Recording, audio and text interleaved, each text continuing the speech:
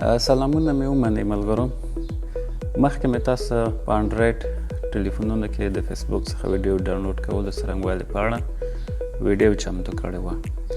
د ډېرو ملګرو پوښتنه دا دی بیا ځلې په آیفون کې د فیسبوک څخه ویډیو ډاونلوډ کولو څرنګوالي په اړه ستاسو په خدمت کې زموږ سره اوسئ.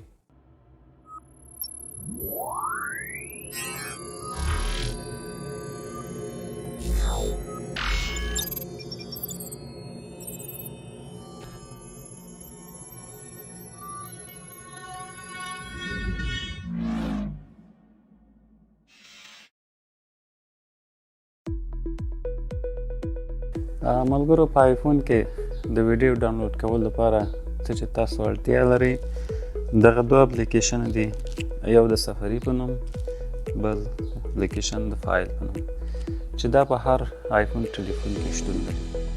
که چیرته په ستاسو ټلیفون کې غالبا نه و تاسو کولی شئ دا په سټور څخه یې ډاونلوډ کړئ.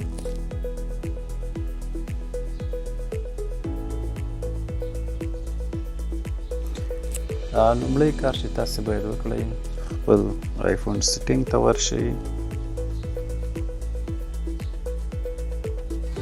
او د سفري په نوم اپلیکیشن پیدا او اوپن کړئ. لاندې راشئ، ډاونلوډ برخې ته داخل شئ. دلته اکثره ټلیفونو کې آی کلاود انتخاب وي چې ما مخکې نه آن مای آیفون انتخاب کړی. کله چې دلته اون مای آیفون انتخاب کړم د دې ځای به بهر شي، خپل فیسبوک ته به راشئ، یو ویډیو به پیدا کړئ. زه غواړم دا ویډیو ډاونلوډ کړم.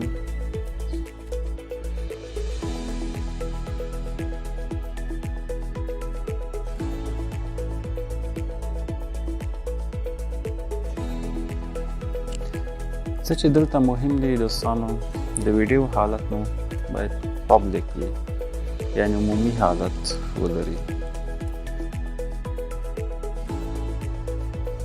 وروسته له دې به لاندې برخه کې شیر آپشن باندې کلیک وکړئ، کاپي لینک باندې به کلیک وکړئ. دې سره به تاسو ته د ویډیو لینک کاپي شي.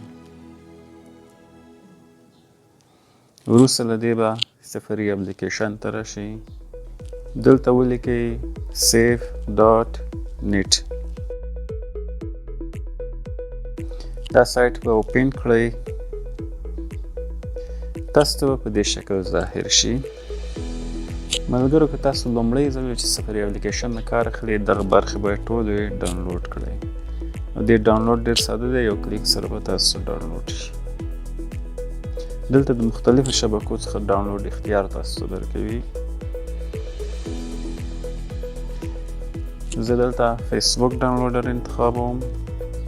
هغه لینک چې مې فیسبوک نه کاپي کړی دلته یې پیسټ کوم.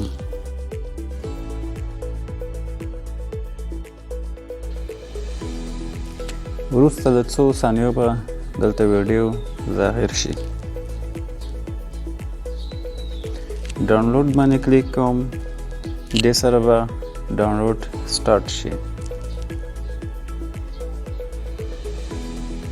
وروسته له دې چې ویډیو مو ډاونلوډ شه فایل ته راځو.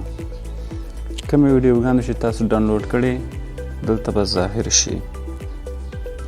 ستاسو ډاونلوډ شوی ویډیو به دلته ښکاره شي. ویډیو به پلی کړئ او لاندې شیر بټن به کلیک کړئ. له دې مجموعو څخه به سیف ویډیو بټن کېکاږئ. دې کار سره به ستاسو ویډیو ګالري ته منتقل شي. اوس ګالري ته راځم چې دغه کار ترسره شوی او که نه. ګورو چې ویډیو مو بریالیتوب سره ډاونلوډ شوی ده. ملګرو زما چینل سبسکرایب کړئ. دې کار سره به مو ما سره مرسته وکړئ تر څو تر دې ښکلې ویډیوګانې په پښتو ژبه او دري ژبه تاسو چمتو کړم. تر بیا ښه وخت ولرئ.